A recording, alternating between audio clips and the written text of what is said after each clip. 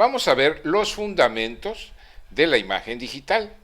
Vamos a ver los formatos de archivo, espacios de color y qué resolución de imagen se necesita. En este tutorial voy a darles mucha información de todas sus preguntas, inquietudes y mantengan este tutorial como una consulta.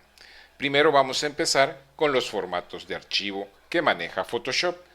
Photoshop puede manejar el JPG, que es una sola capa de compresión con pérdida, de menor tamaño, que es muy común en la web.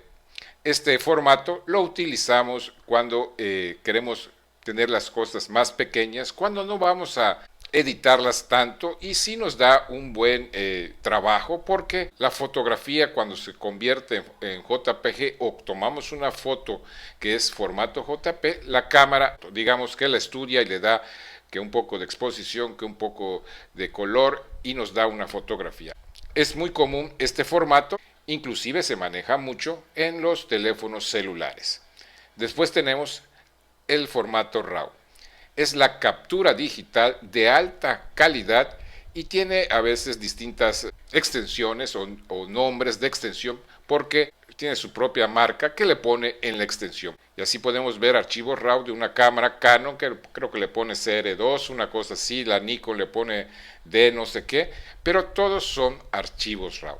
Y su objetivo es capturar lo que estamos tomando crudamente sin ningún ajuste, a diferencia del JPG, que cuando tomamos la JPG se hace un ajuste por la propia cámara. Acá nos las da cruda para que nosotros podamos trabajarla profesionalmente en los programas de edición como es Photoshop, Lightroom, Cámara RAW, etc. Después tenemos el formato DNG.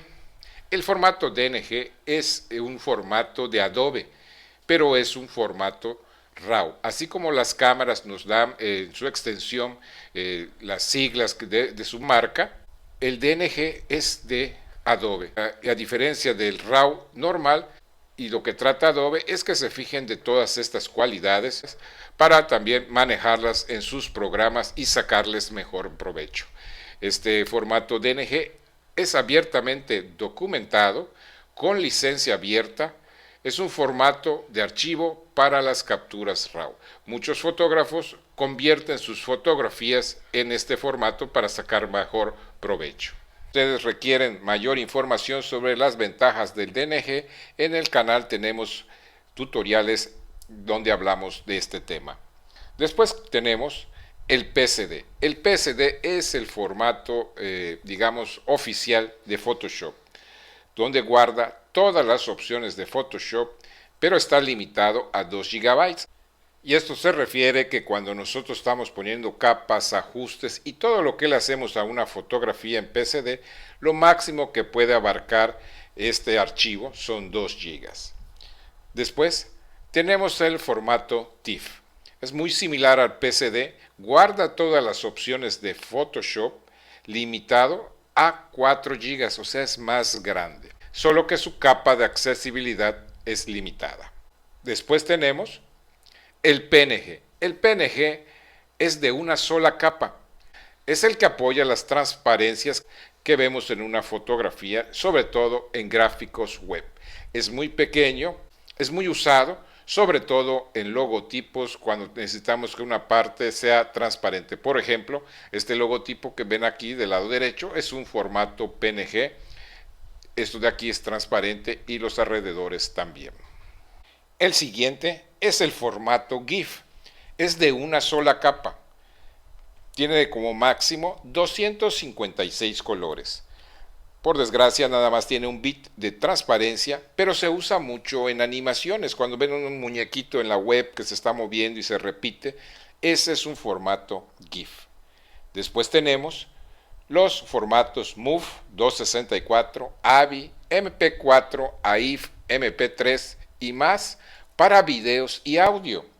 Y por último, el formato PDF, que tiene la facultad de poderse distribuir muy fácil. El formato PDF, para leerlo es gratuito la aplicación, y además podemos protegerlo con una contraseña. Con esto terminamos el tema de formatos de archivo que son los más comunes que se manejan. Ahora vamos a ver el segundo tema, que es el espacio de color. El espacio de color, para que esté claro, pueden ser varios y vamos a ver cada uno de ellos.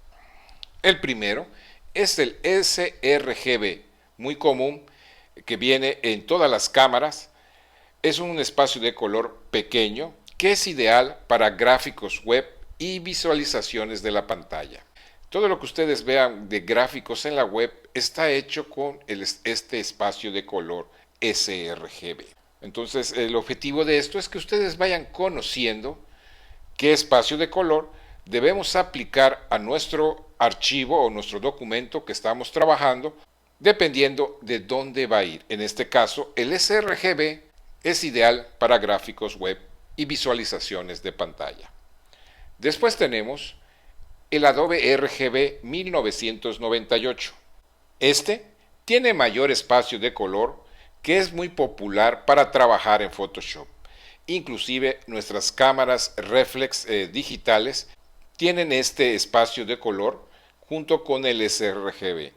En ese punto ustedes pueden en sus cámaras ponerlo en RGB 1998 y tomarán mejores fotografías, y su Photoshop también configurarlo con el mismo espacio de color para que tanto su fotografía que fue tomada en Adobe RGB 1998 se sincronice perfectamente con su Photoshop. Esto no quiere decir que si tiene otro espacio de color o nosotros queremos poner otro espacio de color por el trabajo que estamos realizando no se puede hacer.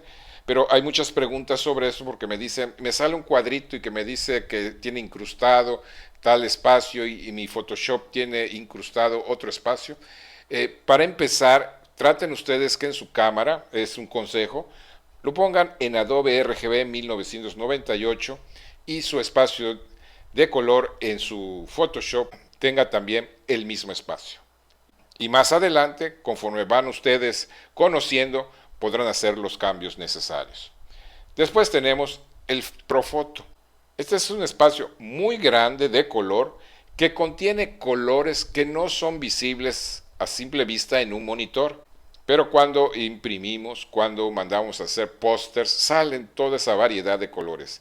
El Profoto maneja millones de colores a diferencia de los dos anteriores, pero también tiene sus propias características que vamos a ver en el transcurso del curso.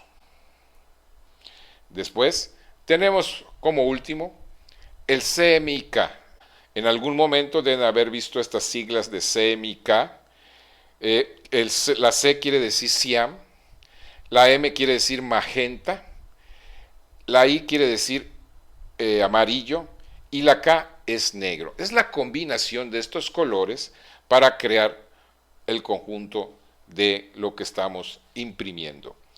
Está limitado el espacio de color porque es específico y se utiliza para la impresión en una prensa.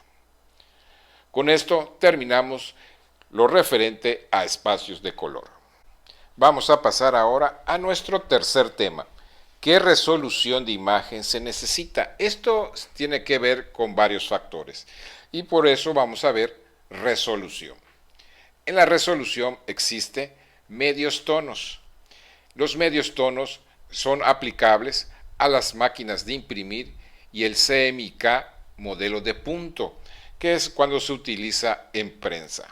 También para línea de pantalla por 2. Otra resolución que manejamos es el de tono continuo.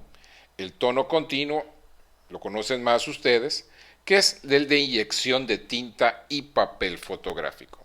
¿Cuál es la resolución ideal? La resolución ideal fluctúa entre 240 y 360 píxeles por pulgada. No tiene ningún objeto que ustedes se pasen de estos píxeles.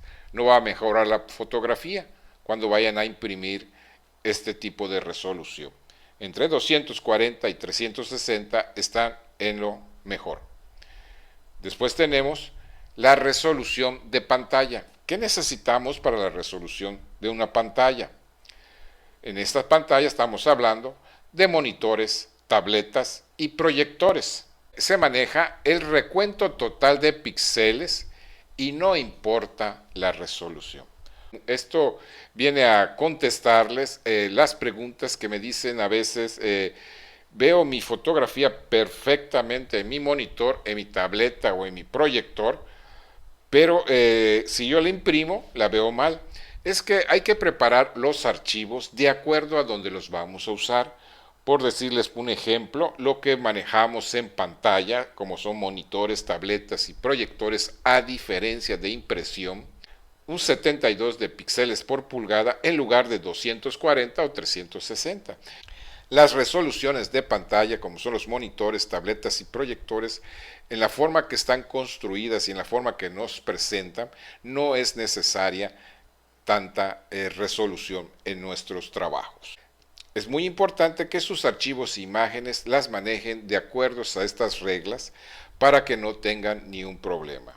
Toda esta información que he compartido con ustedes la he recabado de autores, de fotógrafos, que es la forma más práctica para poder entender todo el conjunto que maneja Photoshop.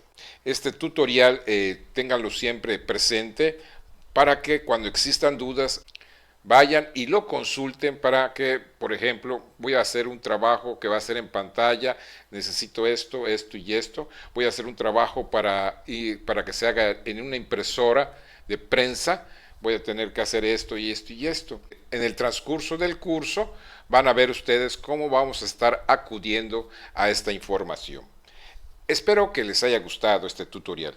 Si les gustó, regálenme un me gusta. Si no se han suscrito, suscríbanse. Muchas gracias a todos por su atención y hasta luego.